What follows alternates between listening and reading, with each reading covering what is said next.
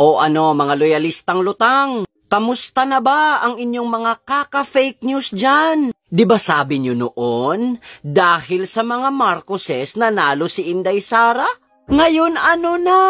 Nilabas na ang totoo ni Inday Sara. Paano nyo yan ngayon mapapasinungalingan? Dahil nga malabo nyo yung madepensahan, ibabaling nyo sa other topic na naman? Ganun naman talaga kayo pag nakukorne. Walang solid rebuttals at answer. Anong masasabi nyo sa inamin ng dalawang magkapatid na mga Marcoses na hindi sila mananalo sa Mindanao at Visayas? Kaya kailangan nila si Inday Sara na maging vice presidente ni Bongbong Marcos. Ano na naman ang isasagot nyo? Fake news? Namin yan mismo na nakakatandang kapatid na si Amy Marcos. Kaya wag nyo kaming paandaran. Masyado kasi kayong nagsisinungaling harap-harapan. Masyado kayong nananampalataya sa mga maling katwiran. Ang totoo naman talaga manggagamit at ang amo nyo ay dapat wag tularan. O ano, galit na naman? Masakit talaga at nakakagalit yung katotohanan. Kaya todo depensa na mga lutang. I-spread out nyo na yung lahat ng kasinungalingan. Alam mo, taga-Bukid, ito yung masasabi ko sa'yo. Para sa akin, isa kang napakayabang na tao. Yung paraan ng pananalita mo, yung tono mo, akala mo naman siguradong sigurado ka sa sinasabi mo. Huwag mong sabihin na dahil sa inyo kaya nanalo ang Pangulong Bongbong Marcos Jr. Unang-una sa lahat, wala kang makikitang kakamping na kakampi sa inyong mga DDS. Maaring yung mga kakamping na ayaw kumampi sa kahit sino, merong ganyan. Pero marami din kakamping na sumusuporta sa kasalukuyang pamahalaan at mga polisiya ng Pangulong Bongbong Marcos Jr. At wala kang makikitang kumakamping-kakamping or nagtatanggol na kakamping sa mga idol nyo.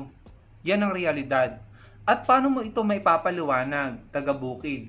31% of Filipinos pro-Marcos. Only 20% pro-Duterte. Ayon mismo yan sa Okta survey. Kasi ang dating ng sinasabi mo, parang pinaparating mo sa amin na hindi mananalo si PBBM kung hindi dahil sa inyong mga DDS. So anong ibig sabihin ng survey na yon?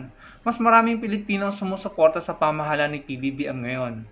Ngayon, kung totoo man yung sinasabi nyo na lagi nyong sinasabi sa amin or lagi nyong sinasabi sa mga original supporters ni PBBM, sa mga loyalists, lagi nyong sinasabi na kung hindi dahil sa mga DDS o hindi dahil sa inyo, hindi mananalo ang Pangulo ngayon. Well, let's put it this way. Sabihin na natin totoo yan, kahit hindi, kahit hindi ako naniniwala. Pero, for the sake of arguments, siguro, kung totoo man yung sinasabi nyo, ito ay marahil hindi pa alam ng mga tao yung mga nalaman ng mga tao ngayon. Taga-Bukid, marami nang nangyari, marami nang naswalat, marami nang naibulgar. At yung mga alipores na mga idol nyo dyan sa kubol nyo, nagsipugaan na. Nagtago, tumakas, hindi makita, hindi isinasubmit ang mga sarili sa batas. Pati yung mga idol nyo, mukhang hindi magpapasakop sa Kongres, sa Senado, at sa batas, basically, sa proseso ng batas. At ayaw ng mga Pilipino ng ganyan. Ayaw ng majority ng mga Pilipino ng ganyang sistema. So, for the sake of argument, sabihin natin totoo yung sinasabi mo, siguro noon yun. Pero ngayon, ibang-iba na. Magtatatlong taon nang nakalipas, taga-Bukid. May mga nakukuhang suporta ang kasalukuyang pamahalaan sa mga kakamping na dating hindi sumusuporta, pero never kayong mga DDS na makakakuha ng suporta galing sa aming mga kakamping.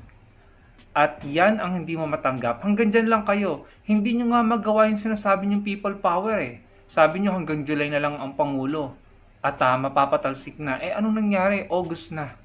Mahirap man tanggapin itong sasabihin ko, pero ito real talk. Hindi kayo nakakakuha ng suporta mula sa taong bayan, sa majority, sa AFP at sa PNP. Tanong lang. Observation ko. Bakit hindi na kayo masyadong nagrarally?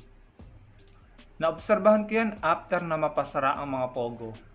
Naobserbahan ko yan after na magsialisan dito yung mga malalaking pangalan na involved sa ganito o sa ganyan na pinaghahabol ng batas. Bakit tila dumalang or hindi na kayo nakakapag-rally after mapasara ang mga pogo at after na magsialisan yung mga pinaghahabol ng batas? So nagtatanong lang ako, bakit madalang na ang rally nyo or tila hindi na kayo nagra-rally?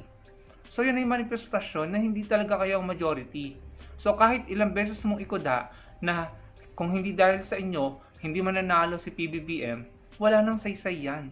Dahil iba ng panahon ngayon, 3 taon na or magtatatlong taon na nakakaraan, marami nang nagbago, marami nang nalaman ng mga Pilipino. So good luck na lang dyan sa kayabangan mo. Sana lang, may kahinat ng mabuti yan para sa inyo. Maraming salamat sa panonood mga kababayan. Sana'y makapagbigay kayo ng komento nyo sa narinig nyo kay taga Bukid at sa naging reaction ko. Maraming pong salamat.